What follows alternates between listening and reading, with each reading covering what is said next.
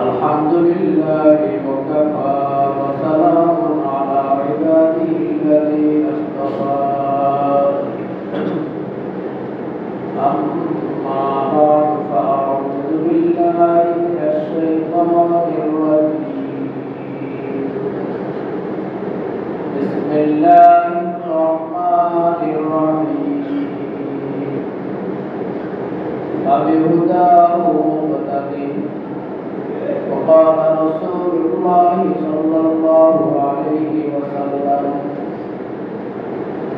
ما أكل أحد طعاما قط خيرا من أن يأكل من عمل يديه وإن نبي الله داود عليه السلام كان يأكل من عمل يديه صدق الله مولانا العظيم وصدق رسوله النبي الكريم ونحن على ذلك لمن الشاهدين والشاكرين والحمد لله رب العالمين اللهم صل على محمد وعلى آل محمد كما صليت على إبراهيم وعلى آل إبراهيم إنك حميد مجيد اللهم بارك على محمد وعلى آل محمد كما باركت على إبراهيم وعلى آل إبراهيم إنك حميد আল্লাহ রাব্বুল আলামিনের দরবারে অসংখ্য অগণিত শুকরিয়া আদায় করি যিনি আমাদেরকে তার এক মহান হুকুম মহান আদায় করার উদ্দেশ্যে যাবতীয় ব্যস্ততা থেকে অবসর হয়ে আগে আগে মসজিদে আসার এবং বসার তৌফিক দান করেছেন আলহামদুলিল্লাহ লক্ষ কোটি দরুদ বর্ষিত সেই মহামানবের প্রতি যার মাধ্যমে আমরা আল্লাহর সঠিক ধর্ম ইসলাম পেয়েছি সাল্লাল্লাহু আলাইহি ওয়াসাল্লাম। আমরা আলোচনা করতেছিলাম উপার্জন সম্পর্কে, যে আমরা হালাল খাইতে হবে, হালাল করতে হবে, সবকিছুই আমাদের হালাল হতে হবে। তবে এর জন্য প্রয়োজন হলো উপার্জন করা। উপার্জন করেই কামাই করেই হালাল খাওয়া যাবে, কামাই করেই হালাল করতে হবে, কামাই করে হালাল জায়গায় বসবাস করতে হবে, পরিবারের খরচ বহন করতে হবে, কামাই করে উপার্জন করে। তো এই ধারাবাহিকতায় আজ আমরা আলোচনা করব নবী রাসূলগণ কিভাবে নিজেরা চলতেন এবং ফ্যামিলিকে চালাতেন। তারা অর্থ করে কিভাবে জোগাড় দিতেন, কিভাবে কামাই করতেন, কিভাবে নিজের খরচ চালাইতেন, পরিবারের খরচ চালাইতেন। এক কথায় নবী রাসূলগণ কিভাবে উপার্জন করতেন, এই বিষয়গুলো আমাদের সামনে আসা দরকার। তার কারণ হলো আল্লাহ রাব্বুল আলামিন আম্বিয়া আলাইহিস সালামকে অনুসরণ করার জন্য বলেছেন, ফাবিহুদাহু মুক্তাদি,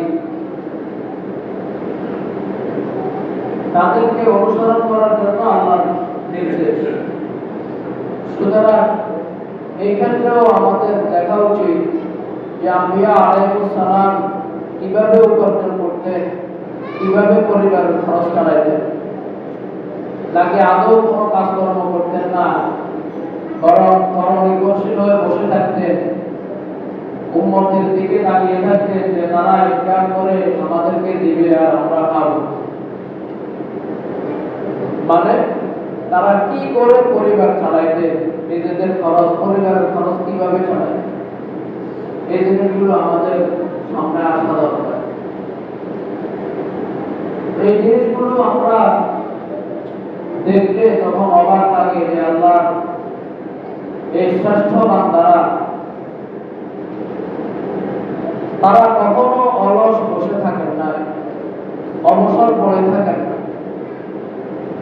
বরং যতদিন নিজেদের শরীরে শক্তি ছিল তারা কাজকর্ম করেছেন, আয় রোজগার করেছেন, নিজের পরিবারের খরচ বহন করেছেন। উম্মতের উপর ছেড়ে দেন না যে তোমরা কামাই করো আমাদেরকে দিই, এরকম সিস্টেম করেন। তো সকল নবীর তো আলোচনা আমাদের কাছে আসেনি, যতটুকু আমরা জানতে পারি যে আমাদের পিতা সর্বপ্রথম নবী হযরত আদম আলাইহিস সালাম, তিনি নিজেও কাজ করতেন। আদম আলাইহিস সালাম তিনি নিজেও কাজ করতেন, কাজ করে পরিবারের বড় পোষণের ব্যবস্থা করতেন। আদম আলাইহিস সালাম কি কাজ করতেন? কৃষি কাজ করতেন। আদম আলাইহিস সালাম যখন দুনিয়াতে আসলেন জান্নাত থেকে, তখন জিবরাইল আলাইহিস সালাম জান্নাত থেকে কিছু গমের বীজ এনে দিলেন। আদম আলাইহিস সালামকে দিলেন, এগুলো আপনি বপন করেন, আগে জমি ঠিক করেন, যেভাবে করা দরকার সিস্টেম শিখিয়ে দিলেন। তারপর বপন করা হলো এবং এগুলো বড় হলো, ফসল হলো, সেখান থেকে তাদের খাবারের ব্যবস্থা হলো। যেহেতু সেটা ছিল সম্পূর্ণ আল্লাহর কুদরতে, মানে ফিলহাল কুদরতের ব্যাপার, সে কারণে কিতাবে লেখেন যে স্বাভাবিকভাবে বীজ বপন করে গাছ হতে, গাছ হয়ে ফসল আসতে যে সময়টা লাগে, আদম আলাইহিস সালামের ওই প্রথম ফসলে ওই সময়টা নাই। শুধু সিস্টেমটা দেখানোর জন্য উপস্থিত বীজও বপন হলো, গাছও বড় হলো, ফসল হলো। যদি বলেন এটা কেমনে, এক কথা, এটা আল্লাহর কুদরত। এটা আল্লাহর কুদরত। আল্লাহ চাইলে কোনটা সম্ভব না হয়। আল্লাহ নির্দিষ্ট কুদরতে আদম এবং হাওয়া আলাইহিস সালামকে জান্নাত থেকে দুনিয়াতে পাঠাইছেন না, তখন কে বিমান ছিল? যে সিস্টেমে পাঠাইছেন সেটা যেরকম আল্লাহর কুদরত, এখানেও আল্লাহর কুদরত। বাস আল্লাহর কুদরতের উপর সব হাওয়া। বাকি আমাদের উদ্দেশ্য হলো আদম আলাইহিস সালাম নিজের এবং পরিবারে ভরণ পোষণের ব্যবস্থা করতে গিয়ে তিনি অলস বসে থাকেন নাই, বরং তিনি চাষাবাদের কাজ করেছেন, কৃষি কাজ করেছেন, ফসল উৎপাদন করেছেন, সেখান থেকে নিজের পরিবারের খরচ এবং ভরণ পোষণের ব্যবস্থা করেছেন। এভাবে হযরত নূহ আলাইহিস সালাম কাঠের কাজ করতেন। কাঠের কাজ করতে, যেটা কাঠ মিস্ত্রি, যেটা কাঠ দিয়ে জিনিস তৈরি করা, নির্মাণ করা, কাঠ শিল্প। নূহ আলাইহিস সালাম এই কাজ করতেন। এই কারণে যখন নূহ আলাইহিস সালামের উম্মতের উপর আল্লাহ রাগান্বিত হয়ে লাআনের ফয়সালা করলেন, তখন আল্লাহ রাব্বুল আলামিন নূহ আলাইহিস সালামের মাধ্যমে সরাসরি তার হাতে একটি নৌকা নির্মাণ করলেন, নৌকা বানাইলেন। এবং সেই নৌকার উপর আল্লাহর পক্ষ থেকে তাদেরকে মুক্তি দেওয়ার সিদ্ধান্ত ছিল। আল্লাহর পক্ষ থেকে যেভাবে সিস্টেম নূহ আলাইহিস সালামকে বলা হয়েছিল, সেভাবে নূহ আলাইহিস সালাম সকলকে নিয়ে নৌকায় উঠলেন। আর লালন হইলেও নূহ আলাইহিস সালাম এবং তার অনুসারী এবং আল্লাহ যাদেরকে নিরাপত্তা দিয়েছেন তাদের আর কোনো ক্ষতি হয়নি। তো নূহ আলাইহিস সালাম যদি কাঠের এই কাজ আগ থেকে না জানতেন, আগ থেকে না করতেন, তাহলে হঠাৎ করে গাছও কাটা, কাঠও ছিঁড়ানো, সেই কাঠ দিয়ে আবার নৌকাও বানানো, আবার নৌকাও তো আমাদের ডিঙ্গি নৌকা বা ছোট নৌকা, এগুলো এতজন মানুষ, এতগুলো পশু পানি নিয়ে উঠবেন, কত বড় নৌকার কথা রয়েছে। আর তখনকার মানুষ তো আর আমাদের মতো ছোট ছিল না, তখন তো মানুষ আরো বড় বড় ছিল। যাই হোক, যে পরিমাণ যে সাইজের নৌকার প্রয়োজন, আল্লাহ রাব্বুল আলামিনের হুকুমে নূহ আলাইহিস সালাম ওই সাইজের নৌকা বানাইলেন। তাহলে বোঝা গেল নূহ আলাইহিস সালাম কাঠের কাজ জানতেন এবং তিনি কাঠের কাজ করেই তার জীবিকা এবং পরিবারের জীবিকা বহন করতেন। ইদ্রিস আলাইহিস সালাম দর্জির কাজ করতেন। দর্জি বলতে তিনি শিরের কাজ করতেন। ওই সময় যে সিস্টেম ছিল সেটা, এখন তো অত্যাধুনিক মেশিন এসে গেছে, বিদ্যুতের মেশিন, এখন তো আরো অত্যাধুনিক, দিন দিন আরো উন্নত হইতেছে, আরো উন্নত হইতেছে। কাপড় তৈরি, পোশাক তৈরির যে কলকারখানা, নিত্য নিত্য দিনে নতুন নতুন করে আবিষ্কার হইতেছে, উন্নতি আসতেছে। বাকি ওই সময় যে সিস্টেম ছিল, হযরতে ইদ্রিস আলাইহিস সালাম ওই সিস্টেমে এই দর্জির কাজ করেছেন। হযরতে দাউদ আলাইহিস সালাম লোহার বর্ম বানায়, সহজ ভাষায় লোহা দিয়ে যুদ্ধের পোশাক বানায়, বুলেট প্রুফ পোশাক। তো সে সময় তো তরবারি ছিল, যুদ্ধ তরবারি, বর্ষা, বল্লম, এগুলোই ছিল যুদ্ধের অস্ত্র।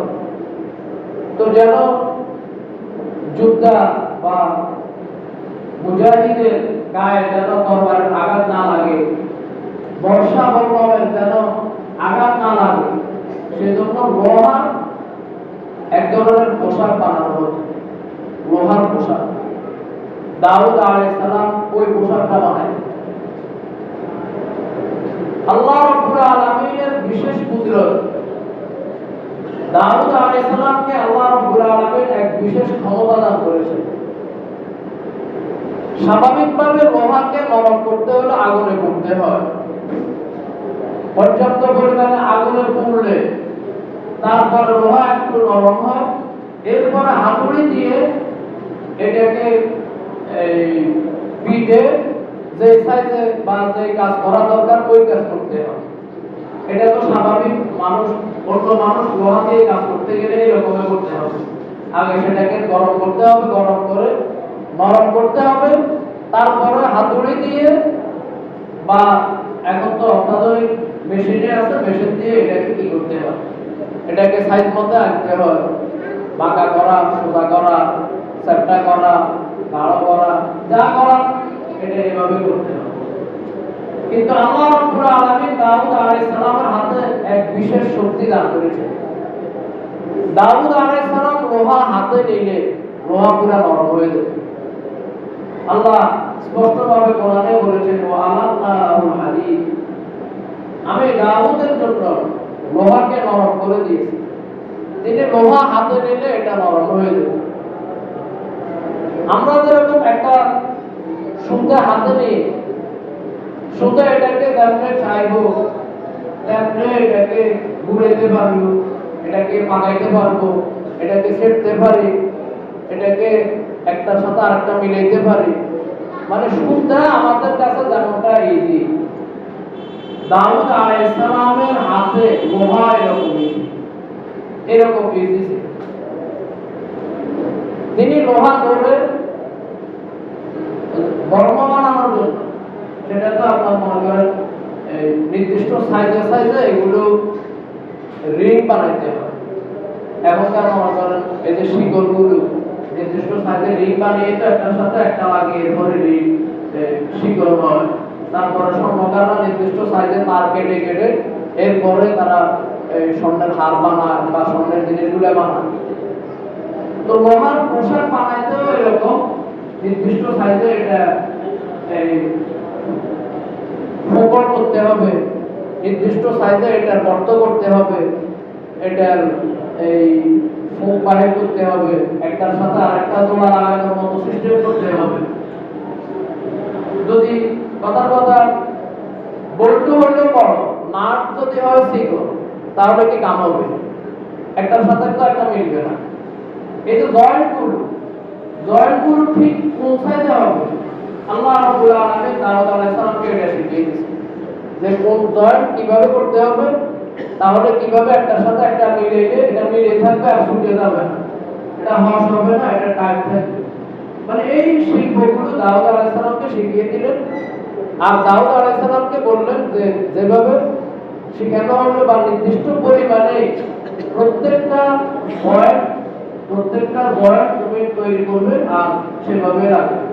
এখন এই জিনিসগুলো করতে গেলে এখন তো অত্যাধুনিক মেশিন দিয়ে এই প্রত্যেকটা পাস কি করতে হয়, তৈরি করতে হয়। একেবারে ছোট থেকে ছোট একটা পাস এটা মেশিন দিয়ে আলাদা ভাবে তৈরি করতে হয়।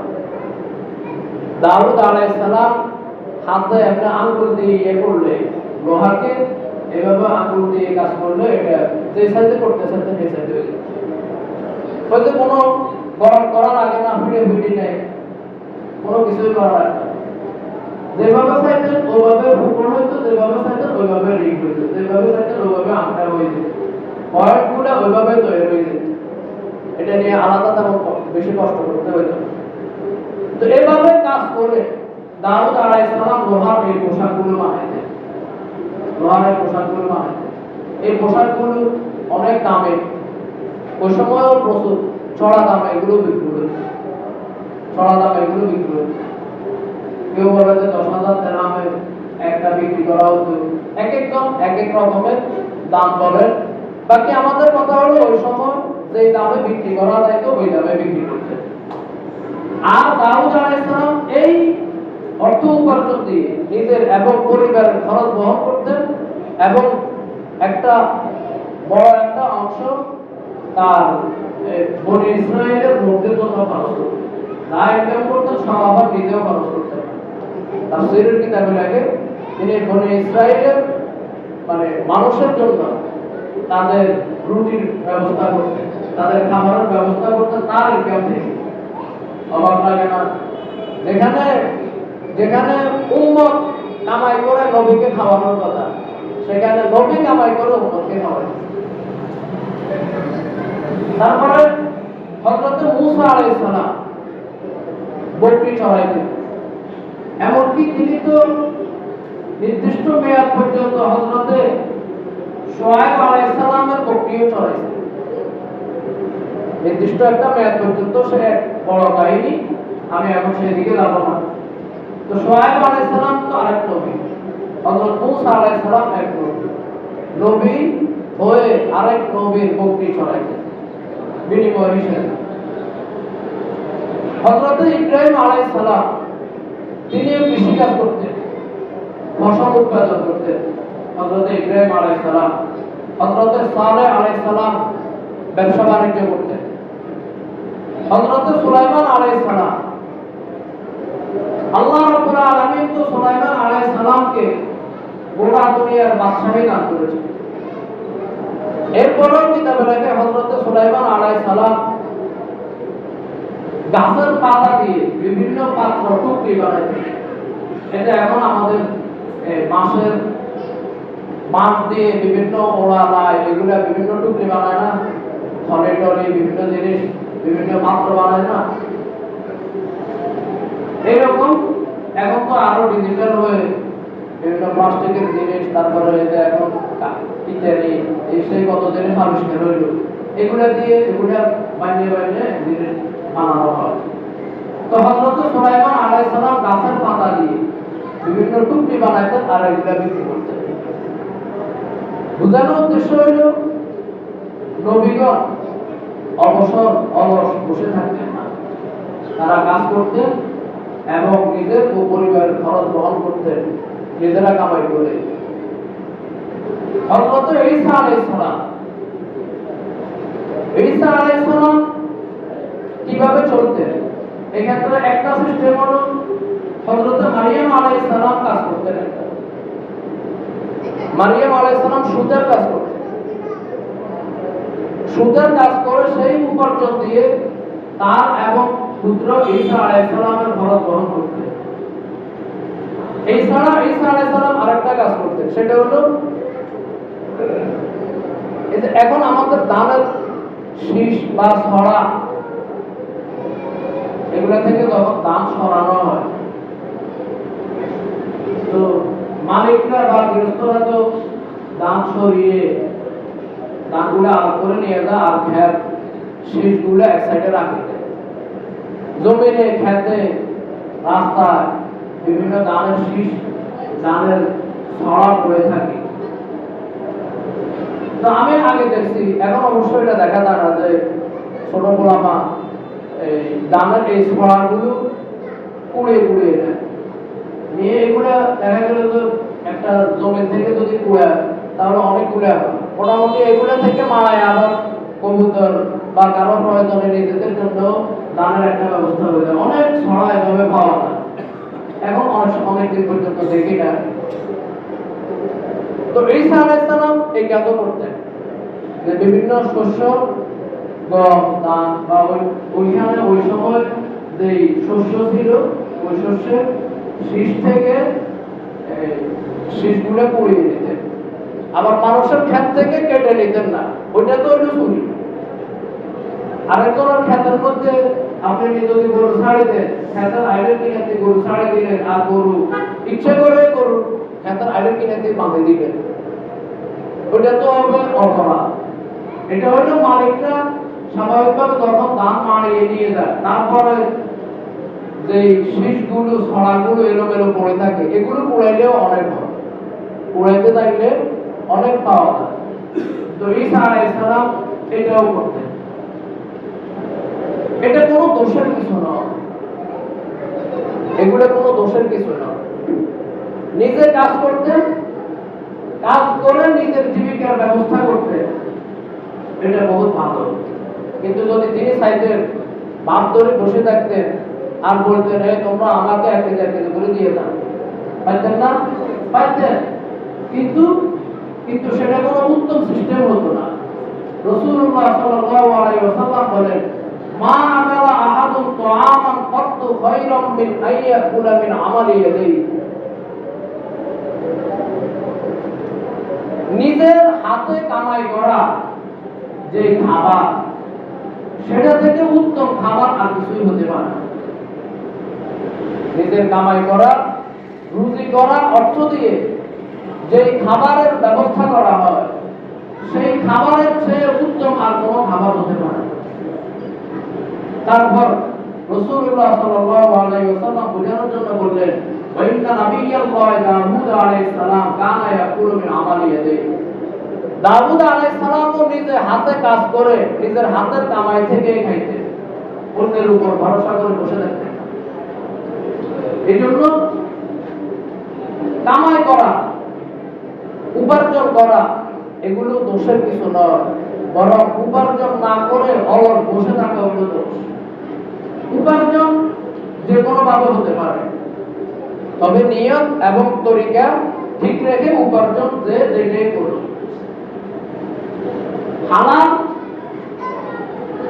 উপার্জন সব হালাল হওয়ার দিক দিয়ে এক মানে, কোনো ব্যবধান নেই, সব এক মানে হালাল।